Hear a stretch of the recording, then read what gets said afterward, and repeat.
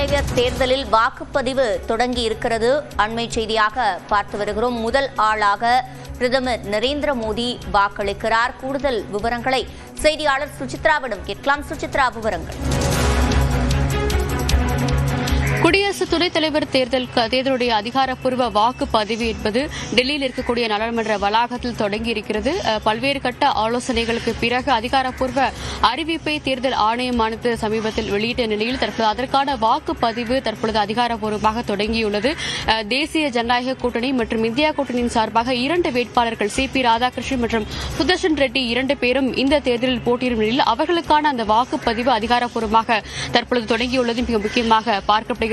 2 கூட்டணிகளின் சார்பாகவுமே சுமார் 6 போலிங் ஏஜென்ட்டுகளும் இதில் நியமிக்கப்பட்டு அவர்களுடைய மேற்பார்வை மற்றும் மாநிலங்களவையினுடைய செக்ரட்டரி ஜெனரலாக இருக்கக்கூடிய PC மோடியினுடைய தலைமையில் இந்த ஒரு தேர்தல் வாக்குப்பதிவு என்பது அங்கு தொடங்கி அதிகாரப்பூர்வமாக நடைபெற்று வருகிறது. முதல் ஆளாக பிரதமர் மோடி இன்னும் சற்று நேரத்தில் நாடாளுமன்ற வளாகத்தில் அமைக்கப்பட்டிருக்கக்கூடிய அந்த வாக்குச்சாவடிக்கு அவர் நேரடியாக சென்று அந்த வாக்கை அவர் பதிவு செய்ய உள்ளது மிக முக்கியமாக பார்க்கப்படுகிறது. அதற்கு முன்னதாக பல்வேறு கட்ட ஆலோசனைகளை இன்று காலை முதல் இந்தியா கூட்டணி மற்றும் தேசிய ஜனநாயக கூட்டணி 2 தரப்புமே எடுத்து வந்த நிலையில் பாஜக மற்றும் தேசிய ஜனநாயக கட்சியினுடைய கூட்டணியினுடைய MPக்கள் பல்வேறு குழுக்களாக பிரிக்கப்பட்டு மூத்த மத்திய அமைச்சர்களான நித்யானந்த் ராய், பியூஷ் கோயல், பிரகலாத் ஜோஷி ஆகியோருடைய இல்லத்திலிருந்து ஒட்டுமொத்தமாக கிளம்பி நாடாளுமன்ற வளாகம் சென்று அங்கு அவர்களுடைய வாக்கை அவர்கள் அளிக்க உள்ளதும் மிக முக்கியமாக பார்க்கப்படுகிறது. அதே சமயம் திமுக, காங்கிரசுடைய MPக்கள் தற்போது நேரடியாக நாடாளுமன்ற வளாகத்தில் இருக்கக்கூடிய கட்சிகளுடைய அலுவலகங்களுக்கு சென்று அங்கு முதற்கட்டமாக MPக்களுடைய ஆலோசனையை நடத்தி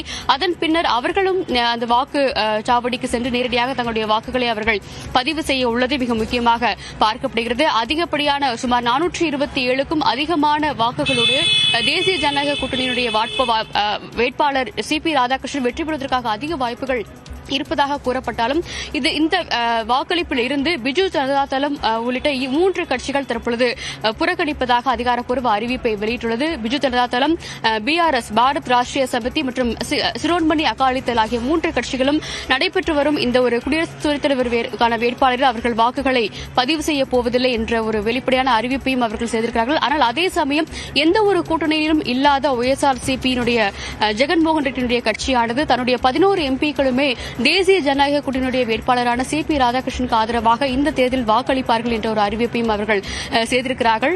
தமிழ்நாட்டிலிருந்து ஒரு வேட்பாளர் NDA தரப்பிலிருந்து நிற்க வைக்கப்பட்டாலும் திமுக MPக்கள் மரபு ரீதியிலாகவும் அரசியல் கொள்கையின் காரணமாகவும் அவர்கள் சுதர்ஷன் ரெட்டிக்கு தான் தங்களுடைய வாக்கு அளிக்கப்படும் என்ற ஒரு திட்டவட்டமான கருத்தையும் திமுகவும் முன்வைத்துள்ளது மிக முக்கியமாக பார்க்கப்படுகிறது. அந்த வகையில் தற்பொழுது குடியரசு துணைத் தலைவர் தேர்தலுக்கான வாக்குப்பதிவுகள் இன்று மாலை 5 மணி வரை நடைபெற்று 6 மணிக்கு வாக்கு எண்ணிக்கை தொடங்கி இன்று இரவே அதிகாரப்பூர்வ அறிவிப்புகளையும் தேர்தல் ஆணையம் செய்ய உள்ளது மிக முக்கியமாக பார்க்கப்படுகிறது.